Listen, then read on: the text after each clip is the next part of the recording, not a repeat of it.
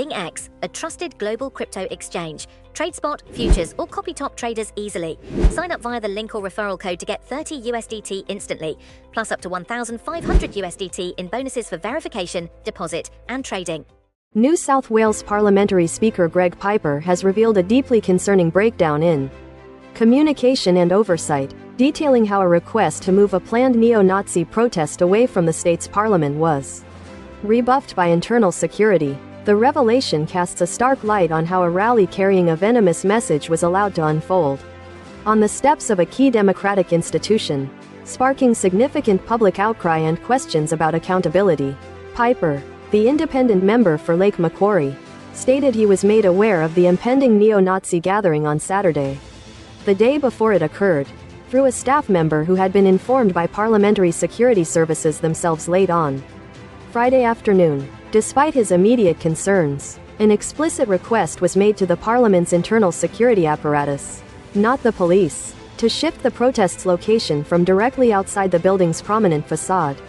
However, this plea was met with the assertion that such a relocation was not feasible.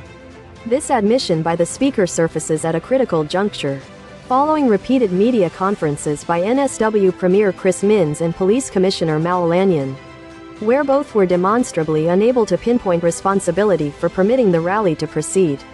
Piper's candid assessment of the situation underscores the gravity of the lapse, stating with considerable understatement that to label this a failure of communication would be inaccurate. He characterized it instead as a profound failure of political awareness regarding the implications of allowing such an event to take place at such a sensitive location. The commissioner has attributed the approval of the protest, which involved a Form 1 application, to an internal communication error within the local police area command. Piper further elaborated that his staff's initial notification about the protest originated from the Parliamentary Security Service, raising further questions about the flow of vital information. When pressed on whether the Premier's office had received similar advance warning, Minns' office deferred to the Premier's previous statements. On Monday, Premier Minns had asserted that the decision to permit Saturday's rally obviously didn't go to my office. He announced a review into the incident, alongside another similar protest by the same group in June, which would meticulously examine the communication channels between the police, the Premier's department, and the Premier's office. The Premier expressed uncertainty about whether an errant email, lost amidst numerous communications, had referenced either of the preceding rallies, promising a more thorough investigation. The Premier, the Police Commissioner, and the Police Minister, Yasmin Catley, have all maintained they had no prior knowledge of the rally before its commencement.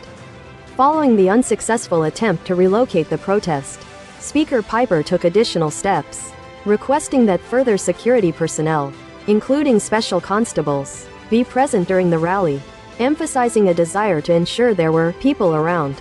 The neo-Nazi National Socialist Network, comprising over 60 members, marched in formation on Macquarie Street, proudly displaying a large banner emblazoned with the inflammatory slogan, "Abolish the Jewish Lobby." Piper unequivocally described witnessing the rally proceed as a fundamental failure. He articulated a strong belief that while a democratic society permits reasonable protest and public assembly, it should not be acquiescent to such a hate group. The Speaker lamented that the group had achieved their objective, citing the powerful imagery of them standing before the most significant symbol of democracy in NSW and Australia's oldest public building, propagating a message of profound ugliness. Looking forward, Speaker Piper expressed his keenness to engage in further discussions to prevent any recurrence of such an event.